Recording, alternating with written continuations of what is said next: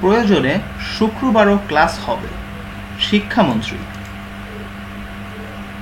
শিক্ষা কার্যক্রম সচল রাখতে প্রয়োজনে শুক্রবারও ক্লাস নেওয়া হবে বলে জানিয়েছেন শিক্ষামন্ত্রী মহিবুল হাসান চৌধুরী। আজ রোববার ফেসবুকে শিক্ষা মন্ত্রণালয়ের ভেরিফাইড অ্যাকাউন্টে শিক্ষামন্ত্রী একথা বলেন। প্রচণ্ড তাপপ্রবাহের কারণে দেওয়া ছুটি শেষে আজ রোববার শিক্ষা প্রতিষ্ঠানে ক্লাস শুরু হয়েছে। শিক্ষা মন্ত্রণালয় আগেই ঘোষণা দিয়েছে পরবর্তী নির্দেশ না দেওয়া পর্যন্ত শনিবারও ক্লাস চলবে। আজ রোববার ফেসবুকে শিক্ষামন্ত্রী বলেছেন, আমাদের এখন বছরে স্কুলের মোট কর্মদিবস 185টি।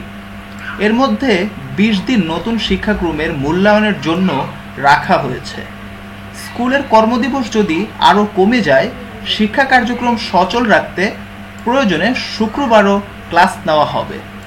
শিক্ষামন্ত্রী মহিবুল হাসান চৌধুরী, নওফেল।